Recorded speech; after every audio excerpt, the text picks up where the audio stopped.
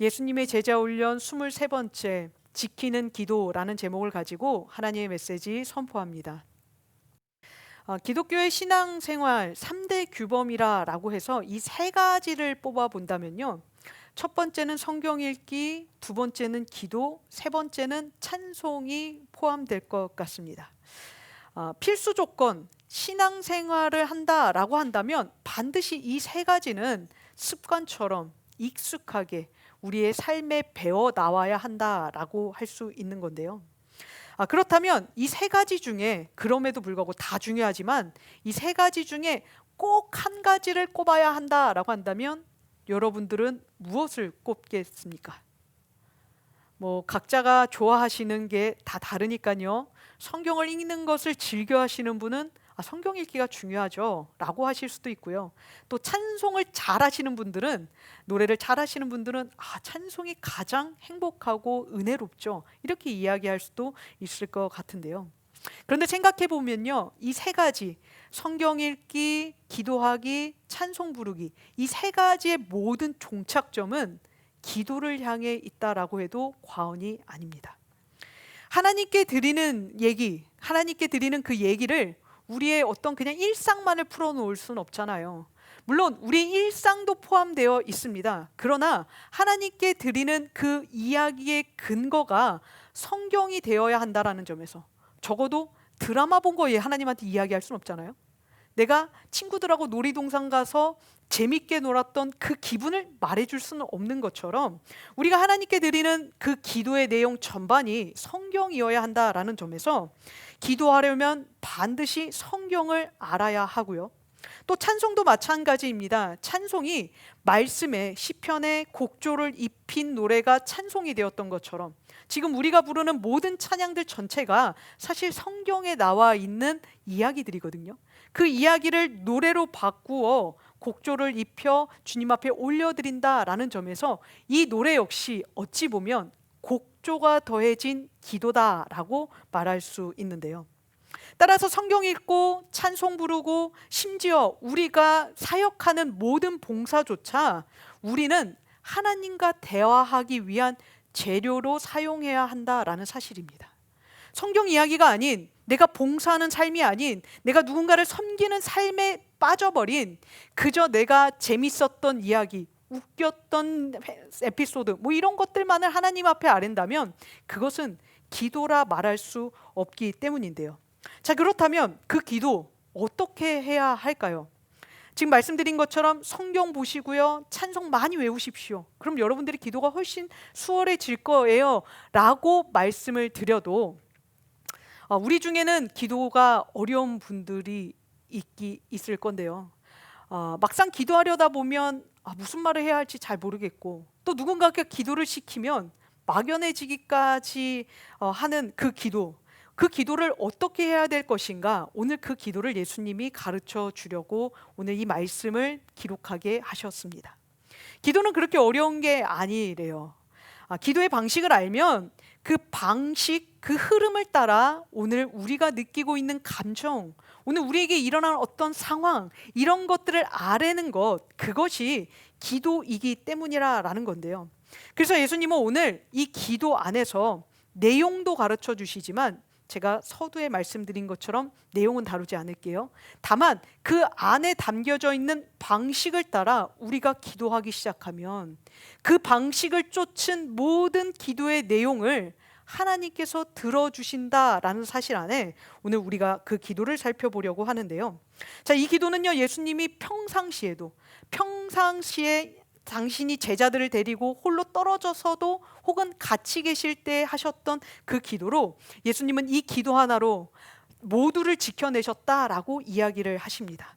자, 그 방식이 무엇인지 우리 예수님이 가르쳐 주시는 이 지키는 기도, 그것을 오늘 본문의 말씀 안에서 살펴보도록 하겠습니다. 자, 오늘 본문을 들어가 보게 되면 이제 드디어 누가복음 11장을 시작하게 되는데요.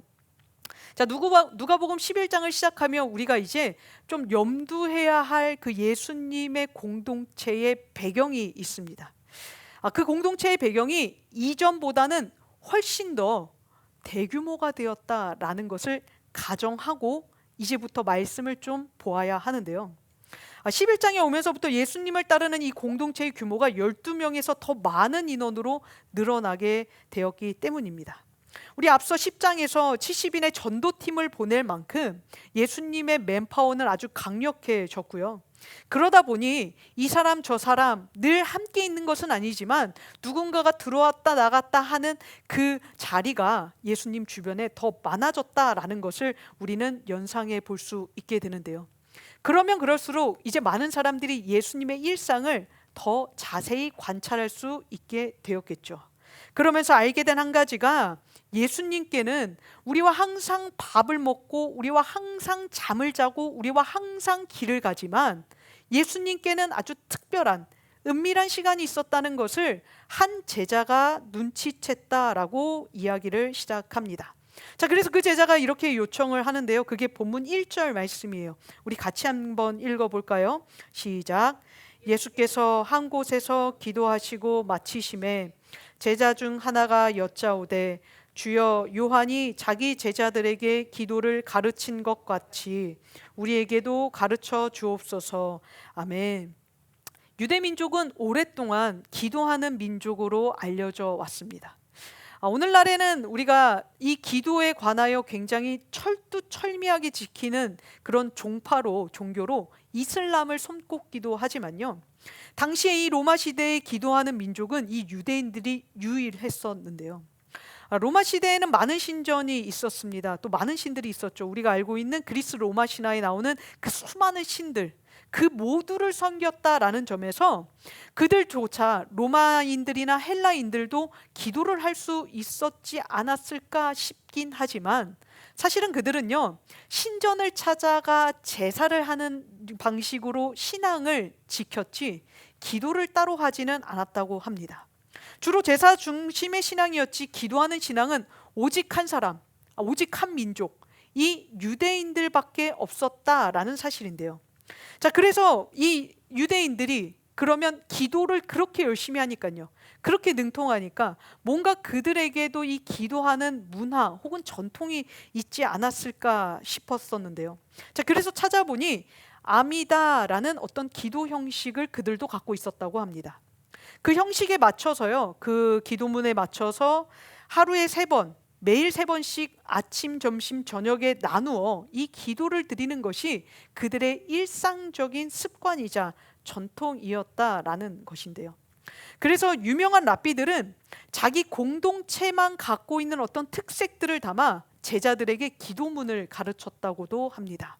그래서 그 기도문을 하며 저 사람은 누구 제자, 저 사람은 어느 학파, 이렇게 쉽게 알 수 있을 만큼 그 기도문이 이들에게는 굉장히 보편화되어 있었고요. 그래서 아마도 오늘 본문에 한 제자가 예수님께, 예수님, 세례 요한이 자기 제자를 가르친 것처럼 우리도 좀 가르쳐 주세요 라고 이야기를 하듯, 세례 요한도 이러한 맥락에서 자기 제자들을 가르칠 요량으로 기도를 가르쳤다라고 보여지는데요. 자, 그렇다면 이들의 가르친 이 전통적인 기도와 예수님이 오늘 하시는 기도, 이 기도 안에서의 어떤 갭이 있었기 때문에 지금 예수님께 찾아와 예수님 기도를 좀 가르쳐 주십시오라고 말하는 이 사람은 이방인이 아니에요. 전혀 기도를 모르다가 예수님 어떻게 시작하면 돼요? 뭐라고 마치면 돼요? 이걸 기도하는 게 아니라 항상 기도를 해왔고 자기들이 했었던 그 전형적인 기도문이 무엇인지를 알고 있었던 제자였던 만큼 그가 이 질문을 드렸다면 예수님이 가르쳐 주시는 기도와 그들이 알고 있었던 기도와의 그 차이가 분명히 있지 않았겠냐라는 건데요. 자, 그 차이가 바로 오늘 예수님이 우리에게 가르쳐 주시려는 지키는 기도라라는 사실입니다. 자, 우리가 그 지키는 기도가 무엇인지를 알기 위해서는 먼저 유대인들의 이 전통 기도문인 아미다를 좀 간략하게 살펴볼 필요가 있을 것 같은데요. 자, 아미다는 3개의 찬양, 13개의 간구, 3개의 감사로 이루어져 있는 기도문이다라고 알려져 있습니다. 하나님을 찬양하는 3가지와 또 하나님께 기도하는 간구 13가지, 그리고 나머지 3개 감사로 이 기도를 마치게 되어 있었는데요. 자, 그 내용을 자세히 보게 되면 대략 이런 내용을 갖고 있습니다. 이런 구성을 가지고 있어요. 하나님을 찬양할 때는 아버지 하나님의 이름, 아브라함, 이삭, 야곱의 하나님이죠. 그 조상의 이름을 찬양하고요. 또 하나님의 능력과 거룩을 높여드립니다. 그리고 나서 그 다음 순서로 지혜를 구하고 회개하고 용서하기를 바라고 또 용서받기를 바라고 또 구원되기를 치유, 생계, 포로귀환, 당시에는 이제 귀환하고 얼마 지나지 않은 시점이었으니까요. 물론 400년이라는 시간이 흐르긴 했지만요. 여전히 자기네 나라가 완성되지 않았다라는 것에서 메시아를 기다리고 사회정의를 또 악한 원수 마귀의 그 괴략을 방해를 이기게 해달라는 그런 기도들 전부가 이 간구 안에 담겨져 있었는데요. 자, 그리고 이 기도가 마치면 이제 마지막으로 하나님께 감사 기도를 드립니다. 하나님, 제 기도를 들어주셔서 감사합니다. 이런 기도를 드리고, 그리고 하나님, 우리에게 샬롬을 주십시오 라고 하는 것으로 맞춰지는 것이 유대인들이 드렸던 전통 기도문 아미다의 형식이었는데요. 그래서 제가 이 아미다 형식에 맞춘 그 현대 기도문을 찾아보니까요, 이 기도문이 이렇게 구성이 될 수 있겠다라고 이야기를 하더라고요. 자, 하나님을 찬양하는 첫 번째 파트에서는요, 이렇게 기도합니다. 하나님 아버지, 세상을 다스리시며 생명을 주시는 주님을 찬양합니다. 거룩하신 주님의 이름이 높임받기를 원합니다 라고 찬양을 마치고요. 이제 그 다음 13가지 간구 파트로 넘어가는데 그걸 다 하진 않고요, 아침, 점심, 저녁에 나누어서 하는 경우가 종종 있었대요. 자, 그러면서 보게 되면 이런 내용이 대략 들어있다고 얘기를 해요. 주님, 옳은 길을 분별할 지혜를 주시고 잘못에서 돌이켜 용서받게 하소서. 회개죠. 삶의 필요를 채워주시고 몸과 마음을 회복시켜 주십시오. 구원과 치유예요. 흩어진 것들을 모으시고 깨어진 관계를 회복시켜 주십시오. 포로기한 사회정의, 이 모든 것들이 포함된 이 땅에 정의가 세워지게 하시고 악을 물리쳐 주십시오. 주의 백성과 공동체를 지키시고 주의 나라가 이루어지기를 원합니다. 이렇게 하면서 13가지의 그 간구를 담고요. 자, 그리고 마지막입니다. 감사 기도를 드려요. 나의 기도를 들으시고 주의 뜻 안에서 응답하여 주십시오. 주님, 지금까지 베푸신 은혜에 감사드립니다. 오늘도 함께 하심을 믿으며 내 삶의 평강을 내려주소서. 아멘. 자, 여기까지가 아미다를 토대로 한 유대인들이 드리는 기도문인데요. 여러분들 많이 들어본 기도 같지 않으십니까? 우리도 이런 기도를 드리고, 또 오늘 본문을 보게 되면 짧아 보이지만 예수님의 기도가, 예수님이 오늘 가르쳐 주시는 기도가 이 그들의 기도문과 굉장히 흡사하다라는 것을 알 수 있는데요. 자, 그래서 알 수 있는 한 가지는요, 예수님도 유대인들처럼 기도하셨다는 거예요. 해 아래 새 것이 없다고 예수님이 갑자기 새로운 것을 막 창조해내시면서, 무에서 유를 창조하실 수 있는 예수님이지만 그것들을 만들어내신 것이 아니라 이미 기존에 있었던 그 기도문, 그리고 그 기도를 하나님이 기뻐하신다는 것을 아시는 예수님은 그 기도를 전제로 우리에게 새로운 기도를 다시 가르쳐주고 계시다는 것을 보게 되는데요. 자, 비슷해 보여요. 찬송을 하고요, 간구를 하고요, 감사를 합니다. 그런 기도와 비슷한 내용임에도 불구하고 한 제자가 와서 예수님, 우리에게도 기도를 가르쳐 주십시오 라고 이야기했을 때는 단지 예수님, 우리도 이제 한 단체로서 떳떳하게 누군가에게 우리는 이런 공동체다라는 것을 보여줄 수 있도록 그 본을 좀 알려주십시오 라고 했을까요? 저는 그렇지 않다고 생각을 해요. 이들이 이미 예수님과 함께 동거동락하며 예수님을 주시하고 예수님을 관찰한 결과 먹는 게 같다고요. 잘 때 같이 잔다고요. 돌아다닐 땐 같이 돌아다니는데 이상하게도 예수님의 말씀에는 능력이 있고 예수님의 말씀에는 권위가 있고 예수님이 말씀하시면 하늘의 능력이 이 땅에 임하는 역사가 보여지는 것이 이상하다. 도대체 뭐라고 기도하길래 저분이 말씀하시면 다른 일이 일어날까? 라는 궁금증이 생겼을 것이라고 생각되어진다는 것인데요. 그런 맥락에서 오늘 제자도 왜 유대인들과 예수님의 제자가 비슷한데 유대인들에게는, 특히 그 유대인들을 가르치는 종교 지도자들에게는 그 능력이 보이지 않고 이 예수님께는 그 능력이 보였을까?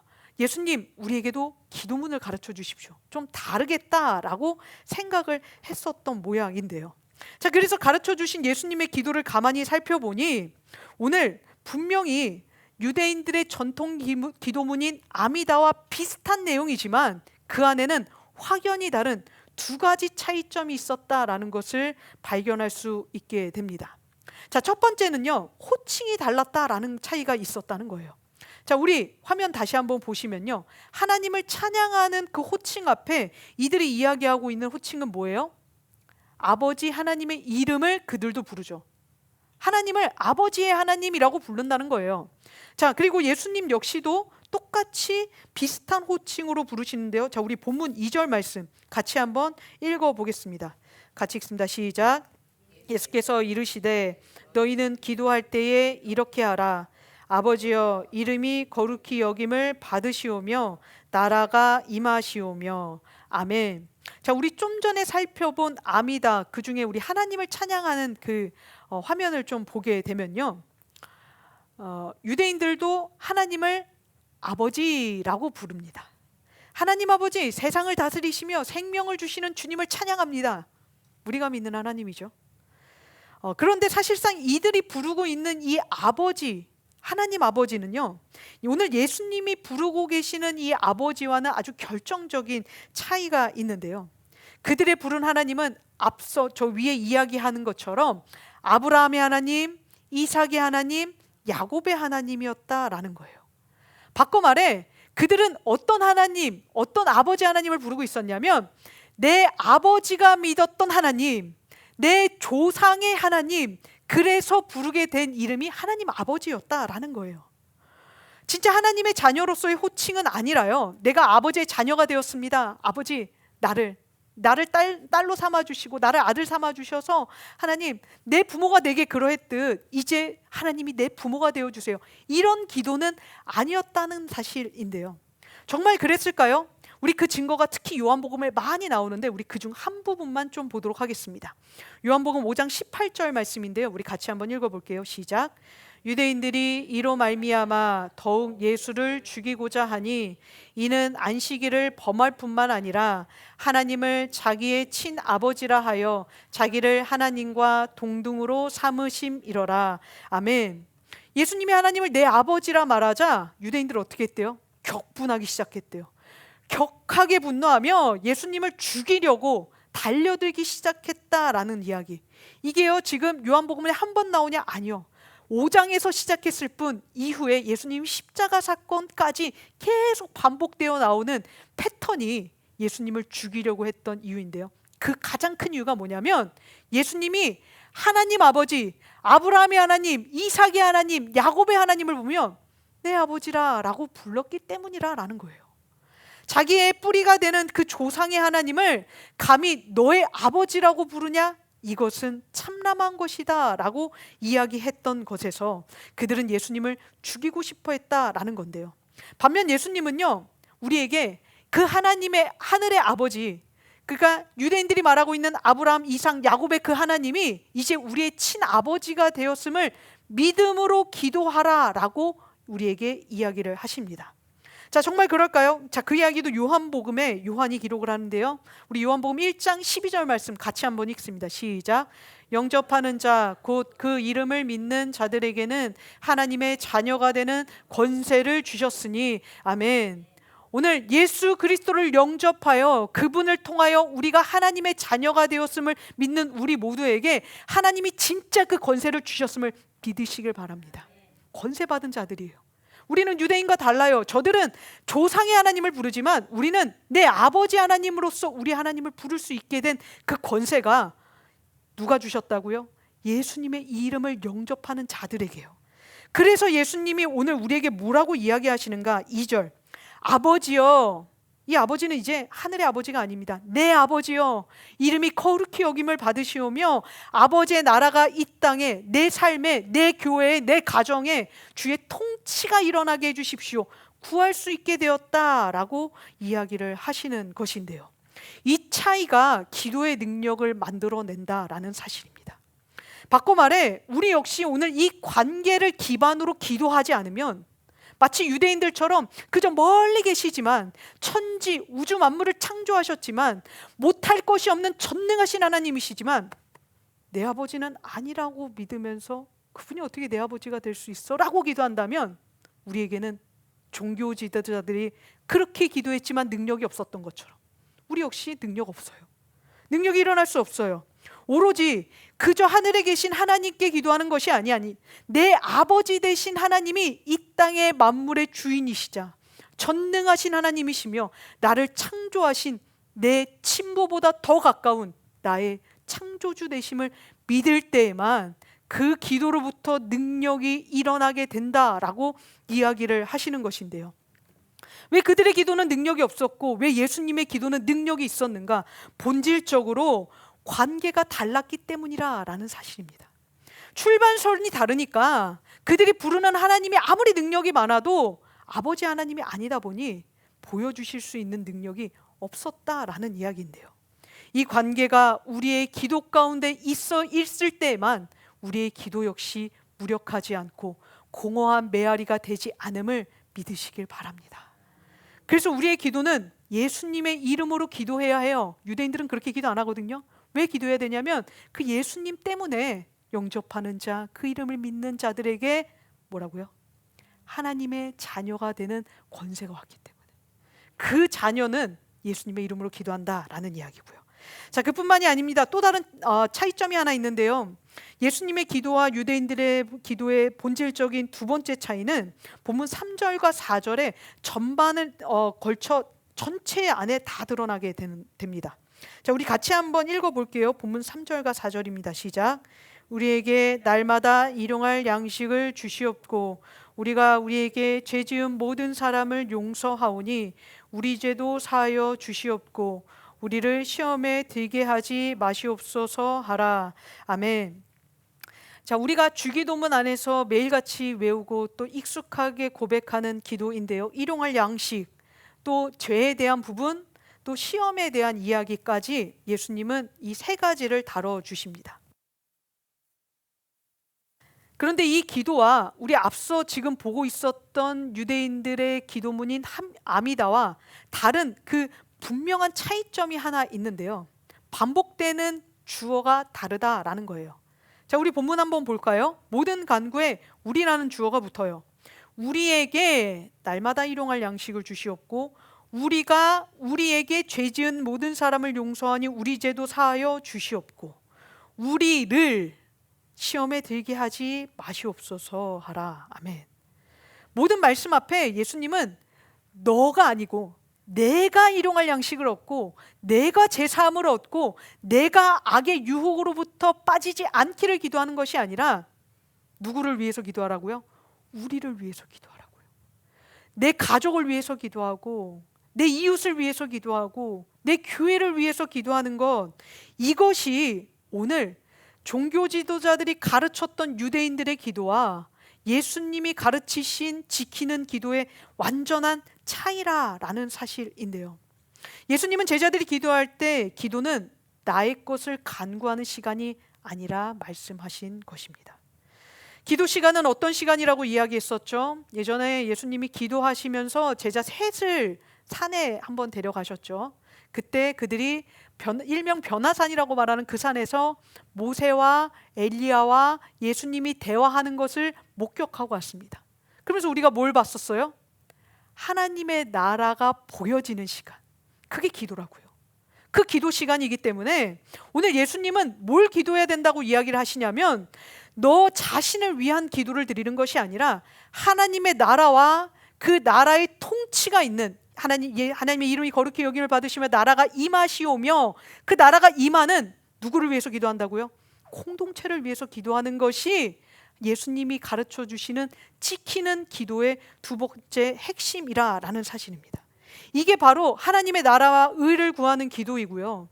이 기도를 할 때에 예수님은 오늘 그 기도에 응답하심으로 하나님이 당신의 능력을 이 땅에 보여주신다 약속을 하고 계시는 거예요. 이렇게 기도할 때요, 우리는 나머지 모든 것도 더할 수 있게 된답니다. 그게 먼저 그의 나라와 그의 의를 구하라. 그리하면 이 모든 것을 너희에게 어떻게 더하시리라. 더해 주신다는 약속. 그 약속이 어디에서부터 똑같이 또다시 등장하냐? 바로 예수님의 기도에서 나오는, 하나님의 나라와 의를 구하고 그리할 때, 우리가 이웃을 위하여 또 사랑함으로 기도할 때 하나님께서 더하시는 모든 은혜를 누리게 되는 그 현실이, 그 임재가, 그 응답이 오늘 이 기도에 담겨진 약속이라는 사실인데요. 그런데 보통 우리는요, 누구를 위해서 기도해요? 기도 처음 시작할 때 여러분들 뭐부터 기도하십니까? 나를 위해서 기도하죠. 물론 그 안에 회개 기도도 있고요, 뭐 하나님을 찬양하고 감사하는 기도도 있겠지만 대부분은 나로부터 시작합니다. 그리고 시간이 남으면요, 내 가족, 내 가까운 사람에서부터 생각나는 사람대로 기도를 하기 시작을 하지요. 왜 그렇게 기도를 하게 되었는가? 그건요, 우리 생각 안에, 우리의 무의식 안에 내가 있어야 남도 있고 내가 잘 돼야 남도 도와준다라는 그 자기중심적인 세상의 논리가 우리를 지배하고 있기 때문인데요. 이것이 유대인들에게도 동일한 사고였다라고 이야기를 합니다. 그들의 기도를 보면요, 사실 이 안에 공동체를 위한 기도도 있어 보이지만 다 나 잘 되는 기도예요. 하나님, 우리나라 잘 되게 해주세요. 우리에게 메시아 보내주세요. 그래서 우리 로마 이기게 해주세요. 하나님, 우리가 더 이상 로마 사람들에게 짓밟히지 않고 이제 자주국가로서 하나님의 위상을 떨쳐내는 그런 민족 되게 해주세요. 그게 이들이 갖고 있는 이 기도 안에 담겨져 있는 민족 중심적인 기도. 결국엔 그 뿌리를 거슬러 올라가다 보면 나 잘 되고 싶어하는 그 마음이 담겨져 있는 기도문이 바로 유대인들의 전통 기도문 아미다의 핵심이라는 사실인데요. 그래서 예수님이요, 이 자기중심적인 생각을 버리라고 오늘 이 기도를 가르쳐 주신 겁니다. 내가 있고 공동체가 있지 나 없이는 공동체도 없다라는 그 기도의 잘못된 중심 사상으로 들이면 아무리 기도해봐라 하나님이 능력 보여주나, 너희가 왜 아직까지도 그 벗어나지 못하는 그 사상 속에서 계속하여 그렇게 살고 있는지 아니? 왜 돈에 끌려가고 명예에 끌려가고 성공에 끌려가고 남들에게 짓밟히면 내가 저보다 더 잘 돼야지라는 그 의욕에 넘쳐서 살고 있는지 아니? 다 내 중심이 되었기 때문이라는 이야기인데요. 이것은요, 지난주에 마르다 이야기와도 일맥상통합니다. 내가 중심되어 바라보니까요, 마르다 눈에요, 마리아는 물론 예수님까지도 얄미워 보였다고요. 그러니까 예수님 좀 어떻게 해봐요. 예수님을 닥달하고 독촉하는 이유가 예수님도 지금 내 눈에 가시처럼 보였다라는 건데요. 그런 마음에서 나오는 봉사는 물론 오늘 그 기도까지, 오늘 우리가 드리는 모든 기도가 내 중심적인 기도로 드리게 되면 예수님은 그 기도는 무력한 기도일 뿐, 공허한 기도일 뿐, 능력이 될 수 없다 이야기를 하고 계시는데요. 그래서 예수님이요, 기도의 주어를 바꿔주신 거예요. 바꿔주신 그 주어가 내가 아니라 우리로요. 나를 위한 기도는 내 이기심만 강화시킬 뿐, 내가 공동체를 위해서 기도하는 것 같고 내 가정을 위해서 기도하는 것 같고 내 자녀를 위해서 기도하는 것이지만 결국에는 그 근본 아래 가장 밑바닥에는, 저변에는 내가 좀 잘 돼봤으면, 그 마음이 있기에 오늘 예수님은 우리의 기도는 하나님의 나라를 강화시키고 우리가 함께 살아가는 이웃이 잘 되게 하는 그 기도가 되어야 한다 말씀하시는데요.